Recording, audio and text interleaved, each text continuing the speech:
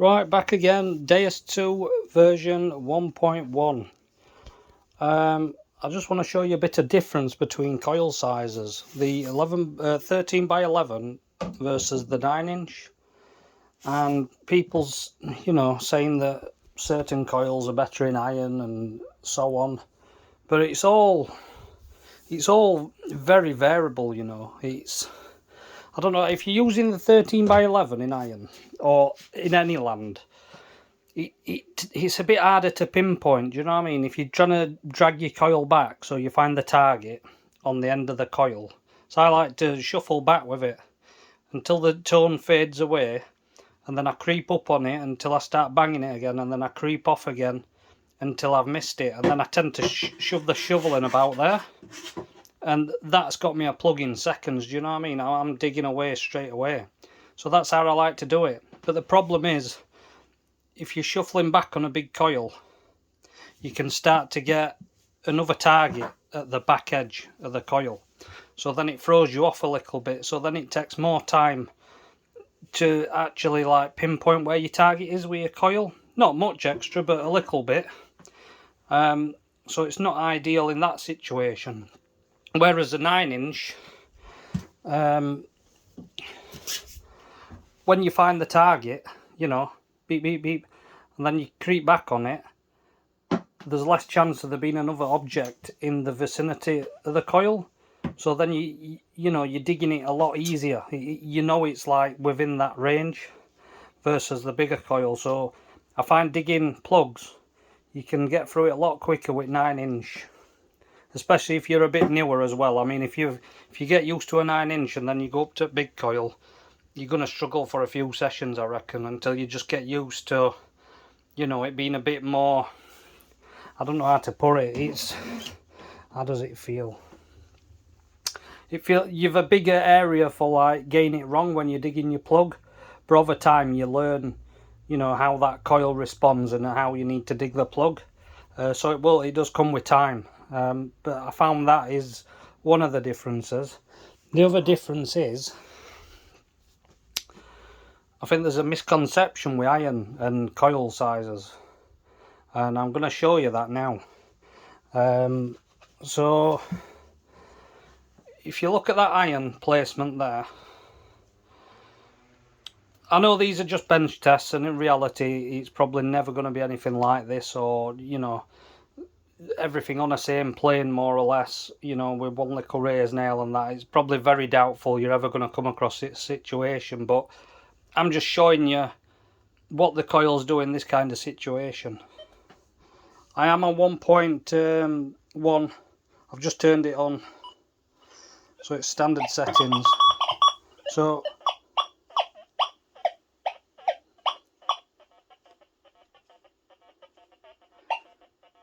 if I'm close-ish, that's probably about 3" off of the coin. Raise up a bit. Start getting it. But if you're close-ish, so that's the grass level there. You're not hitting it. You're not getting that. So you'd think with being wider spread iron that you'd have more chance of getting the coin.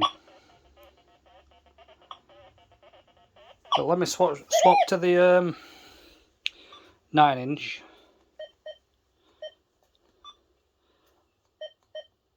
So I'll swap to the 9-inch.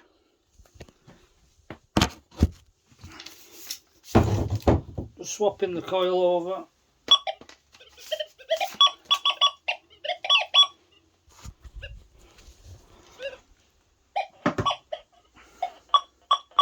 So in this scenario, the 9-inch, that's skimming the surface, so it's about 3" up, and you can raise up, and it's much better at that, right? So in that scenario, the 9-inch is better. But now, if we come in on it, I don't know, I'm not sure.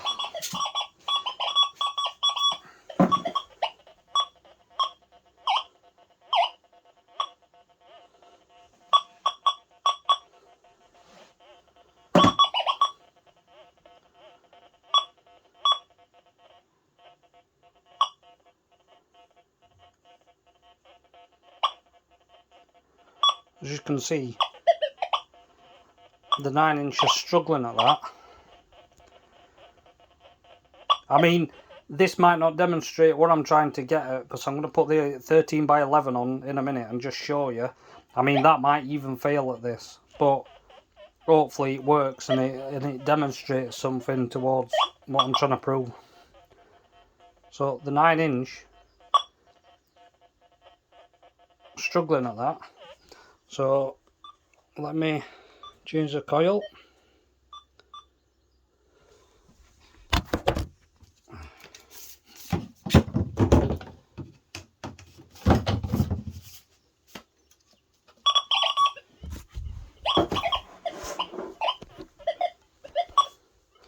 I have just knocked that nail as well there.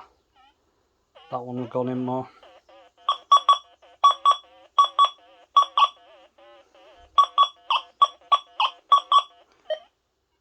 I know you should never move anything when you're doing a test, but I'm just going to move it out to touch. We'll go back to 9. I'll just go back to 9 after I've finished. I don't really want to... so we'll give it a fair, you know, fair comparison.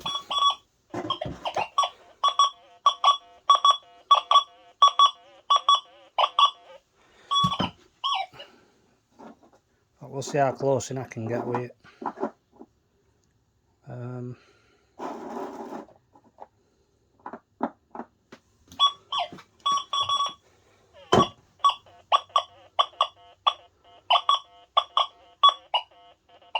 I mean, that's struggling at that.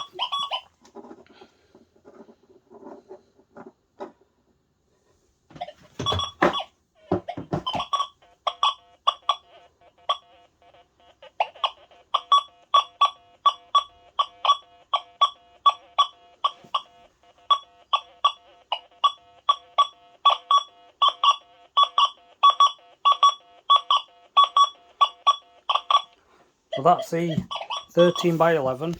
I'll switch back to the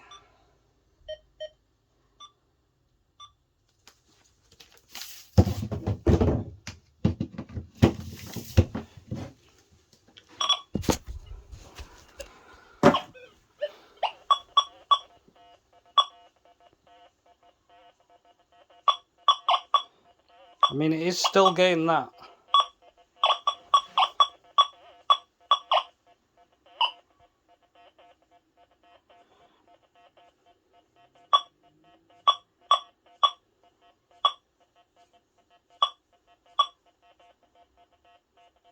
But I'd still say the 13x11 is more reliable on that.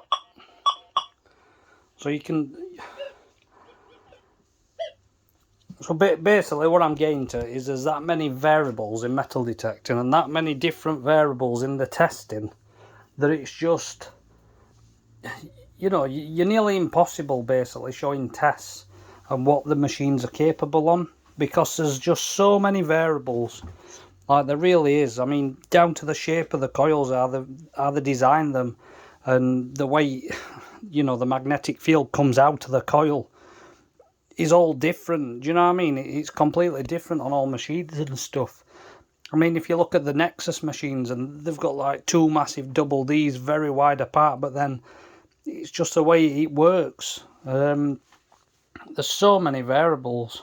I mean, this is probably going to be one of the last videos I make now about testing and stuff like this, because it's a waste of time really. I mean, it's good to learn your machine, good to figure out what your settings are doing, but yeah, it really is. It's just I'm not going to lie, it's a willy waving competition, isn't it? When you've got 3 or 4 different machines and you're showing what, you know, one's hitting it in this test and the other machine can't. But like on the first with the iron, you know, that could have been a, I don't know, this could have been a Manticore, and that coil could have been a Deus 2, and we've just done this test. Which machine looks better? Do you know what I mean? So you're probably going to say that machine in some on it, or this machine, but it's the same machine on the same test, but the coils are giving completely different results. So there's way too many variables.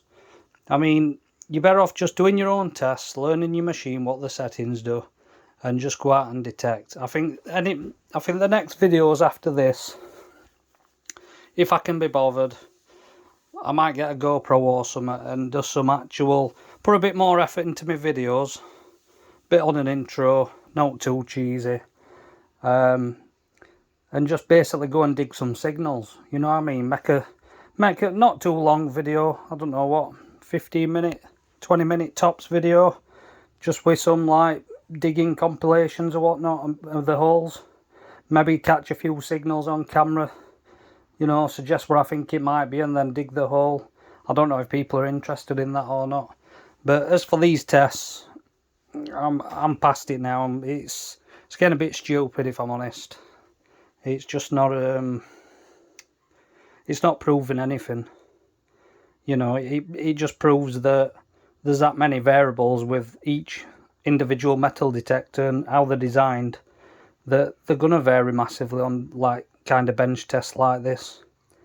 But you know, you've just got to go. It's like when we go out detecting, I mean, if you're digging for deep targets, you want to be set up for deep targets, don't you? If you're set up for shallow targets, then you go for shallow targets. And if you're set up for all that range on a brand new field, you're probably just going to get loads of noise, and it's going to be hard work. So I think biggest tip I can give anybody is kind of have a bit on a game plan when you turn up to your land on what you actually want to look for and what you're searching for. But yeah, anyway, I'm waffling on now. Yeah, that's probably going to be one of the last tests I do, because it's not proving much really, is it? Let's be honest.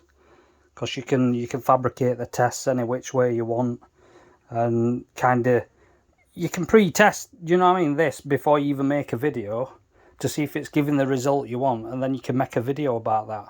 But it's not reality, is it? I mean, like this was just a demo on how the coils were different, but this as well, that could have been somebody on YouTube that's just done like the first part of this test or the second part of the test as an individual video, and that were one machine and that were the other machine, and then everybody's going to be like, oh legend, or oh deus, or oh manticore, I need to buy a manticore, it's amazing. Or you know, when you really can, if you wanted to, you could really hype a machine up to get like mega sales and everything. And I think this is part of the problem as well. In fact, while I'm waffling, and it's made probably last video, I'm going to waffle a bit more about what I've seen on YouTube and what's happening. Because I don't know if you can tell, but there's a lot of people all of a sudden being incorporated into the XP Deus 2 testing program for the beta firmwares.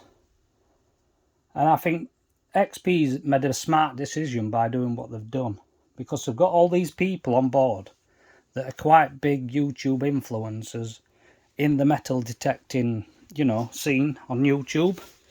And I think by them allowing them to come in and test the machine and test the firmware and have their input into that machine, they aren't now going to want to come on with a Deus 2, comparing it to a Legend, saying the Legend's better than Deus 2, a machine that they've had physical input into and making into what it is now.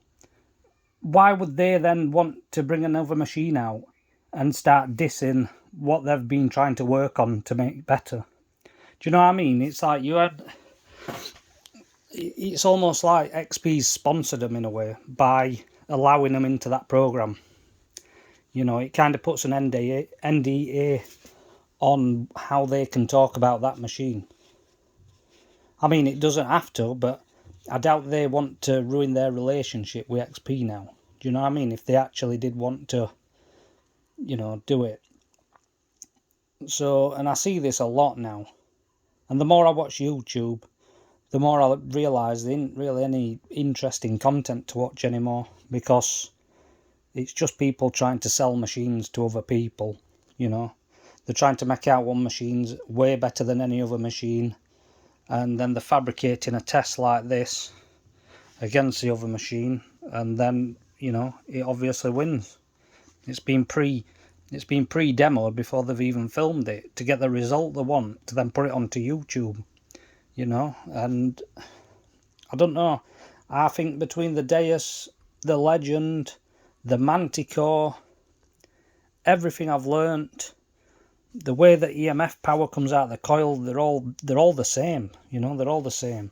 It's just the direction of the coil and the design of the coil that changes how it hits on stuff different. But I think they're all very close to each other, you know. If you've only got budget for a Legend, get a Legend, you know. I'm sure you'll have fun with that, you know. I'm sure it's going to do 99% as good as any other machine on market. If you fancy a Deus 2 because it's light and all that stuff, I really like swinging Deus 2. I've got no complaints with it. It's light. Yeah, it's a bit heavy with that coil on there, but I don't mind it. You know what I mean? I've got used to that. That's fine. I kind of like ergonomics on it. It feels nice when you're trying to swing it.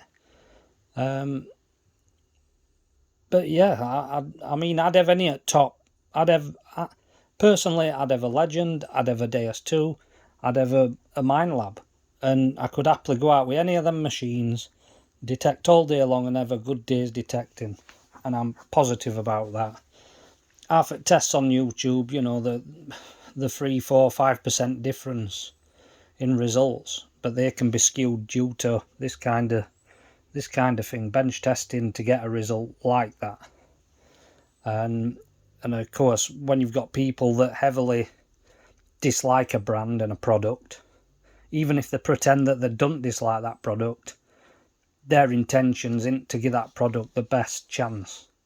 You know, they're going to give, well, if you've been working on this for a year, trying to do a firmware on it, and you've been talking to the big man at XP like he's your best friend, or you've had an argument with Deelic Nocta, who's going to win the test? Who's going to win that?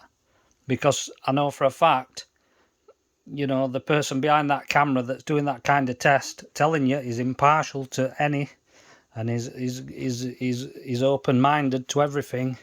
No. Mr. Big Man XP, yeah, he's going to win test every time. They might even let him win a couple of tests on Legend, you know what I mean, just to prove that they're not too biased. But let's be honest, this kind of thing can be set up to heavily bias any machine you want. I mean, I know people don't see this, but behind camera, if you wanted to, you could go through, you know, a full bin of nails and stuff, find the one perfect nail that falls on, say, a Legend on one corner. Yeah, so Legend might false if it's in this direction. Yeah, but Deus 2 might only false if it's in that direction. So when you set the test up, you set it up like this. Deus 2, bang, bang, bang, you think coin, move coin away, iron. Legend, bang, bang, bang, move the coin away, bang, falsing. Oh, Legend's falsing. Ah, but they ain't showed you that when it were that way, Deus 2 were falsing and Legend were hitting it. You know, I'm not saying that's correct, but there'll be a lot of that going off. Anyway, like I said, it's the last video. Any more videos after this might be, you know, something with a bit more effort put into it, a bit more scenic viewing rather than just a shed floor and some feet and waffle. And I might try and do it a bit more, you know, just a bit more not as amateur. Yeah, I'm going to leave it there anyway. Yeah, if you want to discuss in comments about any of that, you're free to it. If you want to slag off what I've just said, you're free to do that as well. But I've got a feeling what the truth is, you know. So I feel sorry for anybody either that's watching, trying to watch decent content on YouTube and get proper comparison videos, because I'll be honest, there's not many people now doing an honest, open review.